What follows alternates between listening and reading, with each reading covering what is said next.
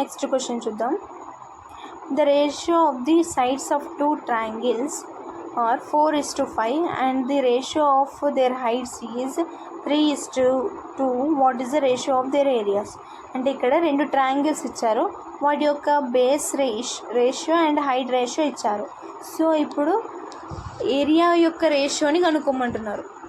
అంటే రెండు ట్రయాంగిల్స్ ఉన్నాయి, వాటి యొక్క base ratio and height ratio ఇచ్చారు, అలాగనే ఏరియా యొక్క రేషియోని కనుక్కోండి అని చెప్పారు. ఓకే, టూ ట్రయాంగిల్స్ తీసుకుందాము, వాటి యొక్క రేషియో B1:B2 అండ్ H1:H2 అలాగా. సో ఇప్పుడు ఏరియా అంటే half into base into height వస్తుంది. ఒకసారి చూద్దాం. Area equal to half into base into height, two triangles కాబట్టి ఇది రెండింటికి ఒకటే ఫామ్లో వస్తుంది. ఇప్పుడు ఏరియా 1 ఏరియా 1 ఏరియా 2. ఇప్పుడు ఇక్కడ రెండు ట్రయాంగిల్స్ ఇచ్చాము, base 4 height 3 2.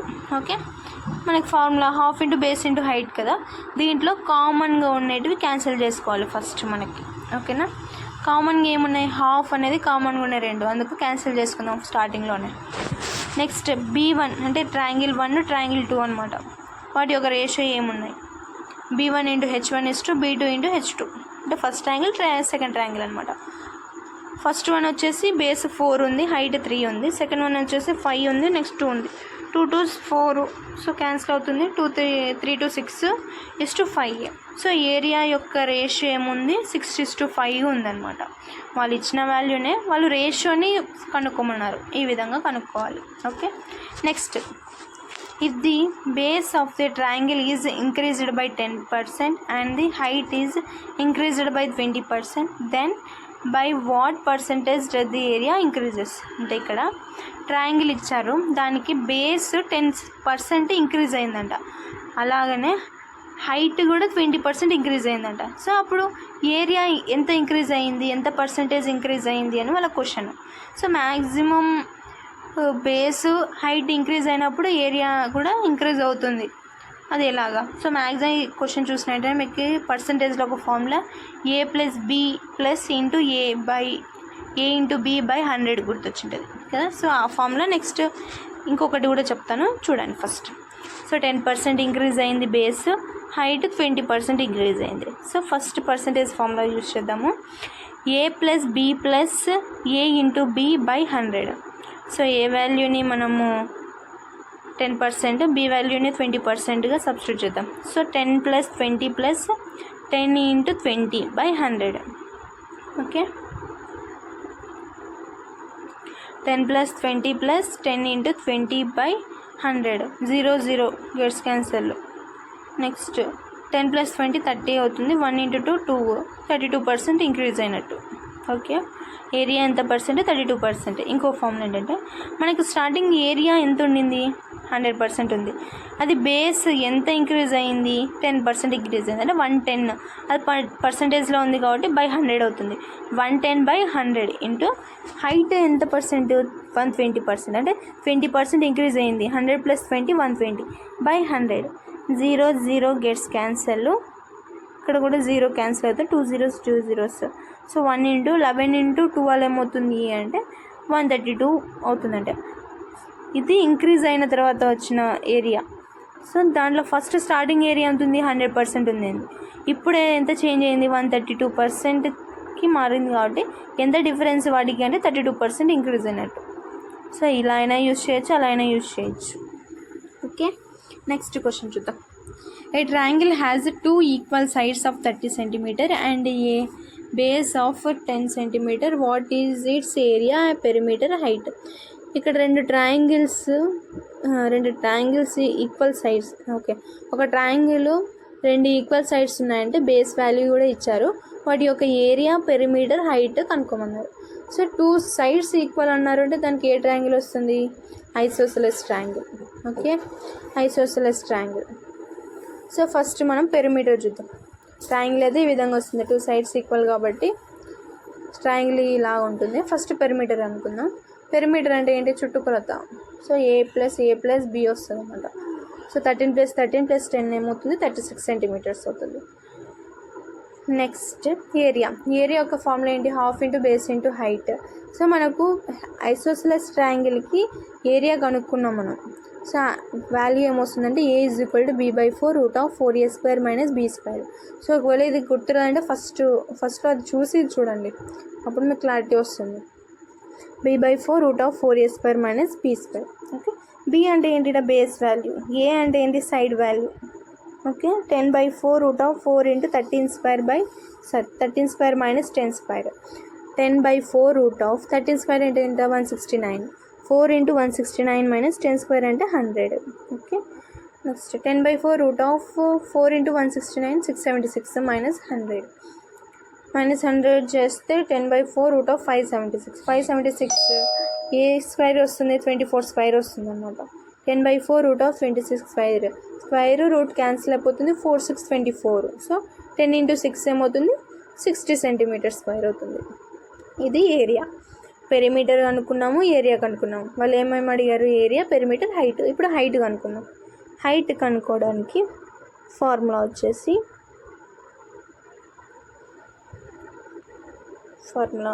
Height = ½ × √4a² - b².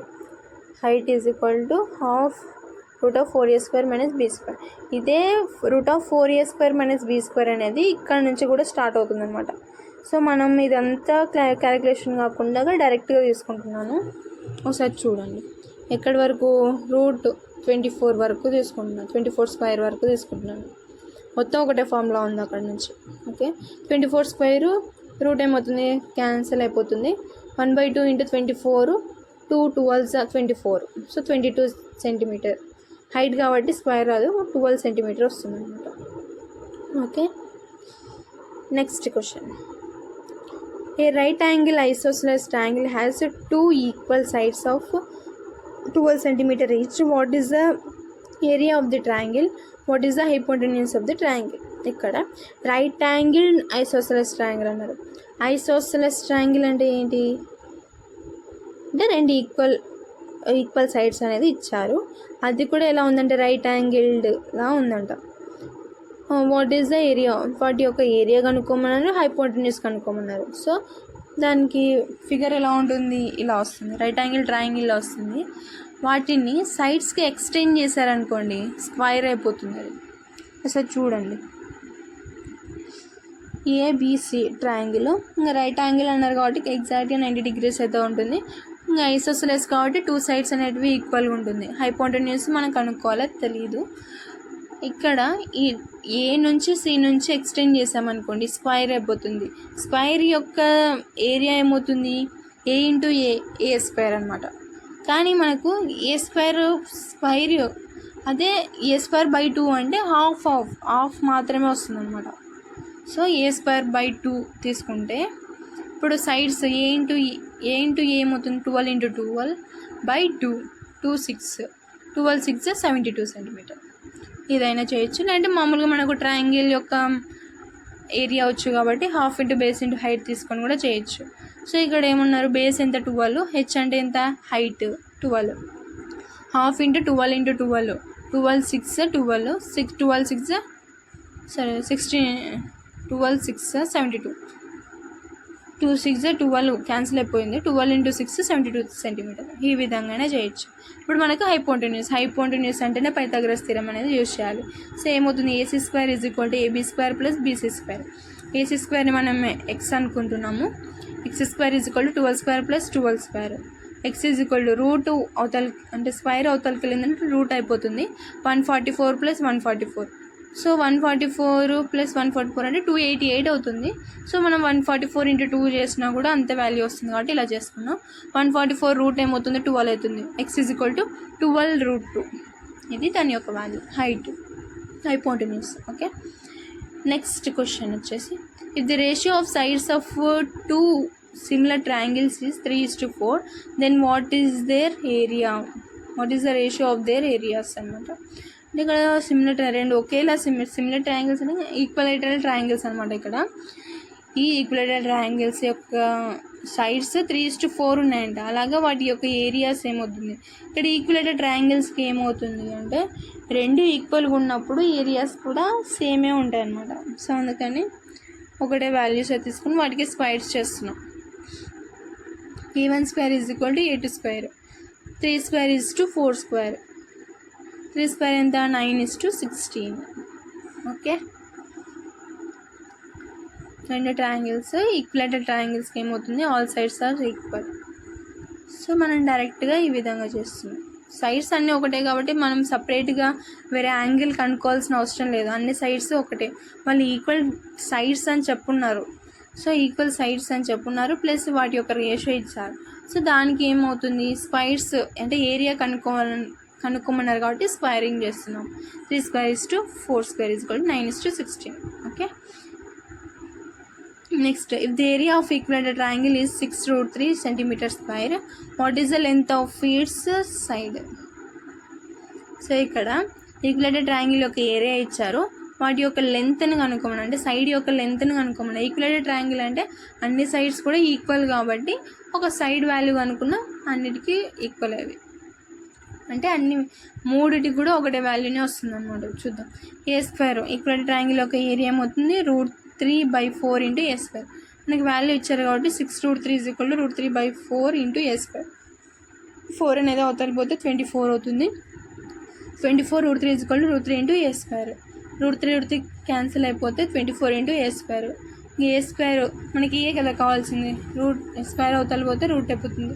√24 is equal to a అంటే ఇక్కడ 24 4 6 24 కదా, √4 ఏమవుతుంది 2 అయిపోతుంది, అంటే 2√6 సెంటీమీటర్. అంటే ఒక సైడ్ వాల్యూ ఏమవుతుంది 2√6 సెంటీమీటర్. సో మిగతా కూడా అలాగనే అవుతుంది, మిగతా 3 సైడ్స్ కూడా అంతే వాల్యూ ఉంటుంది. Okay, next question. A triangle has base 15 centimeter, height 12 centimeter. Another triangle has double the area of the first one. If the base of the second triangle is 20 centimeter, what is its height? ఇక్కడ ఒక ట్రయాంగిల్లో 15 centimetre ఉందంట base, అది height 12 centimetre ఉందంట. అలాగా ఇంకొక ట్రయాంగిల్లో ఈ యొక్క area first triangle కన్నా డబల్ ఉందంట. సో సెకండ్ ట్రయాంగిల్ యొక్క బేస్ వాళ్ళు ఇచ్చారు 20 సెంటీమీటర్ అని. What is it's height? So వాటి యొక్క హైట్ని కనుక్కోమన్నారు. అర్థమైందా? రెండు ట్రయాంగిల్స్ ఇచ్చారు, ఒక ట్రయాంగిల్కి బేస్ హైట్ ఇచ్చారు, రెండవది ఏరియా ఫస్ట్ దానికన్నా డబల్ అని చెప్పారు, బేస్ వాల్యూ అయితే 20 సెంటీమీటర్ అని ఇచ్చేసారు. ఇప్పుడు ఏం కనుక్కోవాలి, సెకండ్ ట్రయాంగిల్ యొక్క హైట్ని కనుక్కోమన్నారు. సో ఫస్ట్ చూద్దాం. ఫస్ట్ వన్ యొక్క ఏరియా ఎంతనో తెలుసుకుంటే సెకండ్ వన్ యొక్క ఏరియా డబల్ ఎంతనో మనకు ఐడియా వస్తుంది. చూద్దాం. ఏరియా ఫస్ట్ ట్రయాంగిల్ యొక్క area half into base into height. Base ఎంత 15, హైట్ ఎంత 12. So half into 15 into 12, 2 6 12 cancel అయితే 15 ఇంటూ 6 90. సో ఇప్పుడు ఫస్ట్ ట్రయాంగిల్ యొక్క ఏరియా వచ్చింది, దానికి డబల్ ఏమవుతుంది 90 into 2 180 centimetre square, double of the second triangle ఇది. ఇప్పుడు area of second triangle half into base into height. మనకి ఏరియా తెలుసు కదా, 180 is equal to half into base value కూడా ఇచ్చారు 20 into h. So 2 10s 20, so 0 0 gets cancel అవుతుంది కాబట్టి h is equal to 18 centimetre.